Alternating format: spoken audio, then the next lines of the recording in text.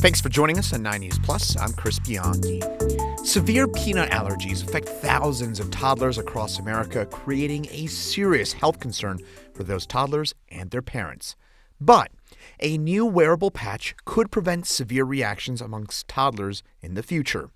Dr. Payal Kohli, 9 News' medical expert, joined Jordan Chavez and Erica Lopez to chat about this potentially new life-saving patch.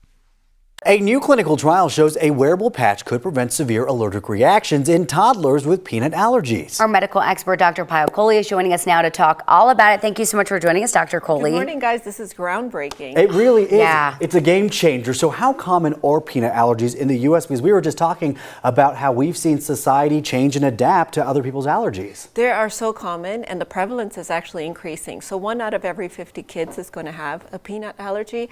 And what we've seen in the last 20 years is that number is actually going up. Now, we don't understand why it's going up. And we also know that although some kids will outgrow them, about 20% will outgrow them as they grow up, for some it actually gets worse as they get older. And that's really scary. Like some of these kids, like you were just talking about, they can't even have a dusting in the air of this, and it's deathly. They need an EpiPen nearby. So talk to us about some of the current treatments aside from the patch that people are doing now. And that's the thing, we don't have a lot of good treatments. So the FDA has nothing approved for kids under the age of 4. And for 4 to 17, they have this kind of protein powder where you can mix it into applesauce, yogurt, or something else and kind of use what's called oral immunotherapy. So you're introducing the peanut antigen little by little to train the immune system not to react to it. But nothing under the age of 4. And the reason it's more important to actually train your immune system when you're younger is because it changes the reaction of the immune system a little more efficiently. So when you have a young, naive immune system, it learns things better. So it learns that tolerance a little bit better. The other piece of this is using a patch rather than using something oral. The doses are magnitudes different. So in a patch, you see microgram doses, teeny tiny amounts. You don't need to use a lot. Whereas in oral therapy, you sometimes see milligram doses, which is several-fold more doses.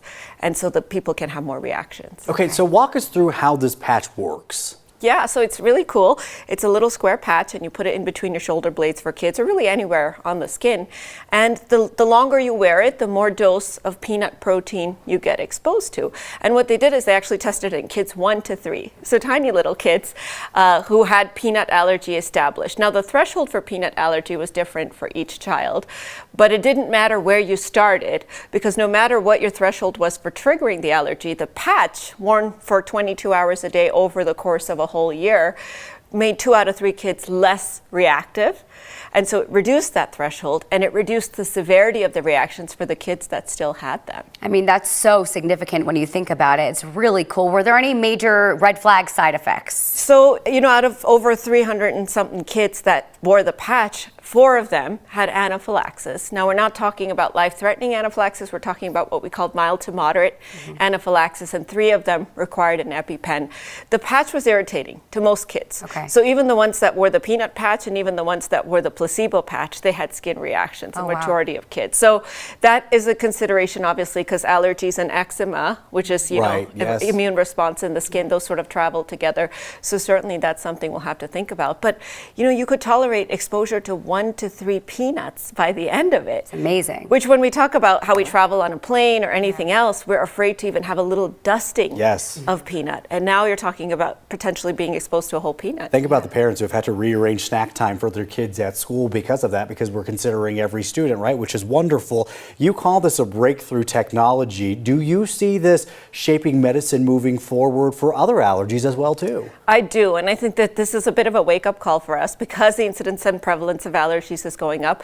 We need to do better. We need to understand how the immune system gets mistrained so that we can sort of retrain it early, and we need to start doing it when kids are little so that they don't have to deal with it. Because as you pointed out, Jordan, I mean, the psychosocial impacts of having food allergies, not just on the child, but also on people around them, the fear, the worry, the anxiety, it's really tremendous. And we may not be able to cure the child of allergies. They can't eat a whole peanut butter and jelly Right, sandwich. yes.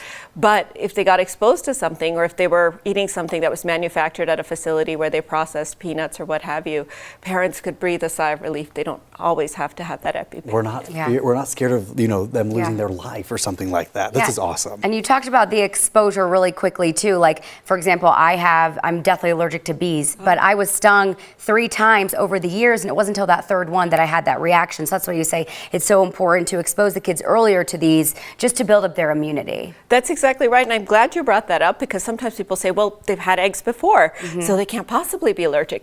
It's not the first time.